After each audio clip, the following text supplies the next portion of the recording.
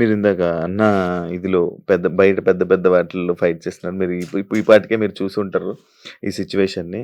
Like మన 'big బాస్‌లోనే' ఉన్న contestant మిత్ర శర్మ అండ్ మన హ 'హర్ష సాయి' ఇష్యూ బయట ఇదవుతుంది. దాని వైపు మీ అభిప్రాయం ఏంటి? దాని మీదే కాదు, అంతకుముందు ఇప్పుడు 'జానీ మాస్టర్‌ది' గాని ఇలా చాలా ఇవన్నీ అవుతున్నాయి. సో ఇవన్నీ కూడా ఏమైందంటే, ఇప్పుడు ఒక లేడీస్ అనేవాళ్ళు కొంత ఫిజికల్గా వీక్, లేకపోతే కొంత ఫైనాన్షియల్గా కొంత వీక్ ఉండడం అనేది గమనించి ప్రభుత్వాలు కొన్ని చట్టాలు చేసే వాళ్ళ కోసం.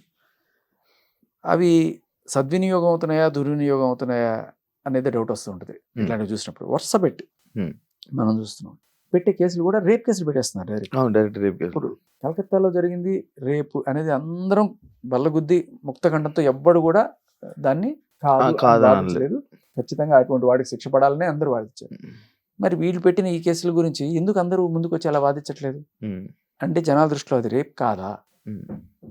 ఎందుకంటే ఏమనుకుంటున్నారు, 3-4 ఏళ్ళు, ఒక 5 ఏళ్ళు, ఒక్కొక్కళ్ళు ఒక్కొక్క డిఫరెంట్ పీరియడ్ అనుకోండి, కలిసి రిలేషన్లో ఉండి ఏదో ఒక గొడవ వస్తుంది. అది డబ్బు కాడ రావచ్చు, ఒక మాట దగ్గర రావచ్చు, లేకపోతే ఈ వేరే అమ్మాయిని చూసాడనో, లేకపోతే ఆ అమ్మాయి వేరే వాళ్ళతో ఉందనో ఏదో గొడవ రావచ్చు. ఈ గొడవకి మగవాళ్ళు ఏదైనా సరే వెళ్ళి, లేదు నన్ను అమ్మాయి అన్యాయం చేస్తుంది, లేకపోతే నన్ను అమ్మాయి పెళ్లి చేసుకుంటానని చెప్పి మోసం చేసింది అని చెప్పి వెళ్ళి ఎక్కడ నువ్వు కేసులు పెట్టడానికి నీకు ఏ రకమైన స్కోప్ లేదు చట్టపరంగా. బట్ ఆడవాళ్ళకి ఆ వెసులుబాటు ఇచ్చారు. ఇదే నా ప్రాబ్లం.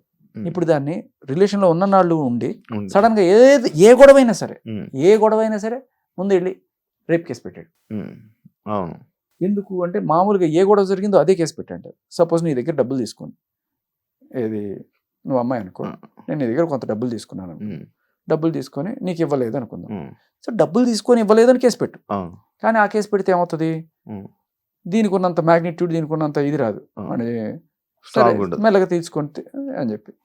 బట్ అది కాకుండా రేప్ చేశాడని పెడితే వెంటనే అమ్మ 10 ఏళ్ళు నా రేపిస్ట్గా చూస్తుంది సమాజం అని చెప్పి వాడు కాలు బేరానికి వచ్చినప్పుడు, సరే నా డబ్బులు నాకు ఇచ్చేసి, అంటే ఆవిడ ఇచ్చినా ఇవ్వకపోయినా ఏ గొడవైనా సరే సెటిల్ చేసుకోవడానికి ఇలా ఒక తప్పుడు సెక్షన్ వాడుతున్నారా అనేదే నా డౌట్.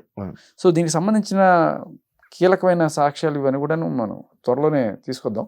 బట్ ఈ లోపు మాత్రం నేను ఫస్ట్ చూస్తున్న ఇన్ఫర్మేషన్ ప్రకారం ఎక్కడో మిస్యూజ్ జరుగుతుంది ఆ సెక్షన్స్ అని ఒక చిన్న డౌట్ అయితే నాకు వస్తుంది. ఎందుకంటే వాళ్ళందరూ కలిసి ఉన్నారు, హ్యాపీగా ఒకరి గురించి ఒకరు మాట్లాడుకున్నారు. జానీ మాస్టర్ విషయంలో కూడా అంతా మాట్లాడుకుని అంతా బాగానే ఉండి, ఒక రోజున ఆవిడకి అవకాశాలు రాకుండా ఆపుండొచ్చు, లేకపోతే ఆవిడ ఏదన్నా వేరే వాళ్ళతో మూవ్ అవుతున్నాం అని చెప్పి ఆయన కోపంగా అరిచారు, ఇలాంటివి ఏదంటే అదే రిపెట్టు. దానికి రేప్కి సంబంధం ఏంటి? ఇన్నాళ్ళు కలిశారు, తిరిగారు, అన్ని హాయిగా ఉండి టక్కుమని ఒక రోజున ఏదో గొడవ వస్తే దానికి రేప్ కేసు. సో అది నాకు అలా అనిపిస్తుంది, చాలా మందికి కూడా అదే అనిపిస్తుంది. తప్పులు వాళ్ళు చేశారు, వీళ్ళు చేశారు అనేది పాయింట్ కాదు. తప్పు అంటే ఏంటి, వాళ్ళ ఉద్దేశం సంసారం చేయడం తప్పు అనేది చాలా మంది కామెంట్లు పెడుతుంటారు. జానీ మాస్టర్ చేసుంటాడు, లేకపోతే హర్ష సాయి చేసుంటాడు. కన్సెన్షువల్గా జరిగేది తప్పు కాదు, కానీ ఉన్ననాళ్ళు కన్సెన్షువల్గా అంటే ఒప్పుకోగా అమ్మాయి అబ్బాయి ఒప్పుకొని ప్రేమగానే ఉండి సడన్గా ఒక రోజున రేప్. ఇదే ప్రాబ్లం. ఇది మెల్లగా ఒక ట్రెండ్ అయిపోయి చక్కగా ఒక ఇండస్ట్రీగా మారి హాయిగా మనం ఏదో 4-5 ఫోటోలు 4-5 చాట్లు ఉంటే చాలు, వెళ్ళేవాడి మీదైనా రేప్ కేసు పెట్టచ్చు. ఎఫ్ఐఆర్ చేస్తే కానీ బేసికలీ ఆఫీసర్కి ఇన్వెస్టిగేషన్ చేసే అధికారం రాదు. అలానే నువ్వు వెళ్ళి ఒక అమ్మాయి నన్ను ఇట్లా ఎక్స్ట్రాక్షన్ చేస్తుంది, అమ్మాయిలు ఎలా చేస్తారు రివర్స్లో, నువ్వు ఒకవేళ వెళ్ళి కేసు పెట్టాలనుకుంటే నన్ను ఎంతో డబ్బులు అడుగుతుంది అమ్మాయి, ఇవ్వకపోతే నా మీద కేసు పెడతానంటుంది. సార్ ఇదిగో అని చెప్పి నువ్వు కేసు పెడతానంటే పట్టించుకోరు. అమ్మాయి మీద కేసు అంటే మేము లీగల్ ఒపీనియన్ తీసుకోవాలి, అది తీసుకోవాలి. అదే అమ్మాయి వెళ్ళి కేసు పెడితే ఇమీడియట్గా తీసుకోవాలి. అంటే ఇందులో 2 రకాల కోణాలు ఉన్నాయి. ఒకటి, ఒక రకమైన పోలీస్ ఆఫీసర్లు అంటే లంచాలకి అలవాటు పడ్డవాళ్ళు ఏంటంటే, ఓకే ఈ అమ్మాయి కేసు ఉంది, అవతల పక్క బిగ్ ఫిష్ ఉంది, సో వాడిని ఏదో ఒకటి భయపెట్టి ఎంతో కొంత 30 లక్షలు 50 లక్షలు ఎంతో ఇస్తే నేను కేసు లేకుండా చేస్తాను, లేకపోతే ఏదో ఒకటి చేస్తాను అనే ఒక బేరాలు పెట్టచ్చు. ఆ అమ్మాయికి ఎంతో కొంత ఇప్పించి ఈయన కూడా ఎంతో కొంత తీసుకునే ఆ టైపు. ఇంకొకటి భయపడేవాళ్ళు. సో అమ్మాయి కేసు పెడతామని వచ్చినప్పుడు కేసు పెట్టకపోతే పై ఆఫీసర్లకి చేస్తాను, లేకపోతే కోర్టుకి వెళ్తాను, లేకపోతే ఇంకోటి అన్నప్పుడు కొన్ని ఉన్నాయి లోపల డిపార్ట్మెంట్లో. నువ్వు పెట్టకపోతే నీ మీద కూడా కేసు అవుతుంది. ఒక పోలీస్ ఆఫీసరు ఒక అమ్మాయి వచ్చి కేసు పెట్టినప్పుడు నువ్వు పెట్టకపోతే నీ మీద కూడా కేసు అవుతుంది అనే type.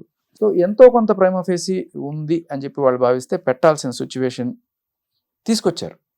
Over period of time మన చట్టాలు లేకపోతే మన పోలీస్ సిస్టమ్లు ఇలా మారుకుంటే ఈ రోజున ఈ దశలో ఉన్నాయంటే కారణం అది. సో ఈ 2 కాజులో ఏదైనా అవ్వచ్చు, బట్ జరిగే అన్యాయం మాత్రం అంటే ఒక ఎఫ్ఐఆర్ పెట్టేసి అయిపోయింది అని చెప్పి వాళ్ళ చేతులు దొరుకుకోవడం కాదు. మీడియాలో తర్వాత ఇప్పుడు హర్ష సాయికి చెడ్డ పేరు రావడం, బద్నాం అవ్వడం, డిఫేమ్ అవ్వడం ఇవన్నీ కూడా జరుగుతాయి కదా. తర్వాత ఇంటర్వ్యూలో ఎవరు తమ్నైల్ వాళ్ళు పెట్టుకుంటారు, ఎవరు ఇష్టం వచ్చినట్టు వాళ్ళు రాసుకుంటుంటాడు, ఎవరు ఇష్టం వచ్చినట్టు వాడు కామెంట్ చేసుకుంటుంటాడు.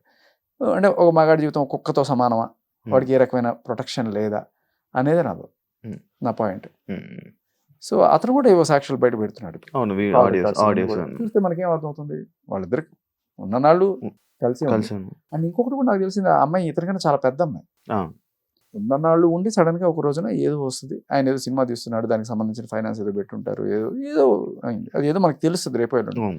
బట్ ఏదేమైనా ఈ అబ్బాయి ఇది తప్పు అంటే కొట్టాడో తిట్టాడో లేకపోతే డబ్బులు తీసుకొని ఇవ్వలేదు, ఏదైనా కావచ్చు, ఏదైతే అదే పెట్టాలి తప్ప రేప్ కేసు పెట్టి సెటిల్ చేసుకోవడం అనేది చాలా చాలా దారుణమైన విషయం. ఇప్పుడు దీని మీద మీరు స్టాండ్ తీసుకొని మళ్ళీ ఫైట్ చేసే ఉందా, టై వస్తుందా? ఇప్పుడు లైక్ జానీ మాస్టర్ ఇష్యూలో కానీ లేకపోతే హర్ష సాయి దాంట్లో కానీ నేను తీసుకుంటానండి, నేను తీసుకుంటూనో లేకపోతే నేను ఏదో 4 మాటలు చెప్తాను. ఇప్పుడు రాజతరుణ్ అయిపోయాడు, జానీ మాస్టర్ అయిపోయాడు, ఇప్పుడు హర్ష సాయి వచ్చాడు, రేపు ఇంకోటి వస్తూనే ఉంటారు. ఎంతమంది నేను మాట్లాడుతూ ఉంటాను చెప్పండి. మన చట్టాలు మారినంతకాలం, మన పోలీస్ సిస్టమ్ మారినంతకాలం ఇలాంటివి జరుగుతాయి. రేపు మీ గురించి కూడా ఎవరో పెట్టచ్చు, నా గురించి కూడా పెట్టచ్చు, మన కెమెరా గురించి కూడా పెట్టచ్చు. మగాడైతే చాలు, ఏదో కొంచెం చనువు ఉంటే చాలు. ఇది పరిస్థితి ఎలా అయిపోతుందంటే బ్రదర్, 2 సెక్షన్లు కొత్తగా వచ్చినాయి, బిఎన్ఎస్ 68, 69. ఒకటి పెళ్ళైన వాళ్ళకి సంబంధించి, ఇంకొకటి ఈ పెళ్లి చేసుకుంటా అని చెప్పి చేసే మోసం గురించి. వీటిలో ఒక రిలేషన్లో ఉండి అంటే భార్యాభర్తలు 10 ఏళ్ళు కావచ్చు, 15 ఏళ్ళు కావచ్చు, శుభ్రం కాపురం చేసుకుని ఏదో ఒక రోజున ఆ అమ్మాయి నాకు ఇష్టం లేకుండా వీడు నన్ను బలవంతంగా రమ్మంటున్నాడు అని చెప్పి కేసు పెట్టచ్చు. 5 ఏళ్ళ నుంచి 10 ఏళ్ళు జైలు శిక్ష దానికి. అదే కదా, సంసారం చేయడం కూడా తప్పు. సంసారం చేయడం కూడా కాదు, సంసారానికి రమ్మని చెప్పి కాపురం చేద్దాం దా అని భర్త అడగడం కూడా, అంటే seducing his own wife is also 5 to 10 years imprisonment. Section 68 of BNS ఎంతమందికి తెలిసింది? రీసెంట్గా వచ్చింది. నాకు తెలియదు. అంటే పాపులేషన్ కంట్రోల్ చేయడానికి ఇట్లాంటి సెక్షన్ పట్టుకొస్తున్నారా అని డౌట్ కూడా వచ్చింది.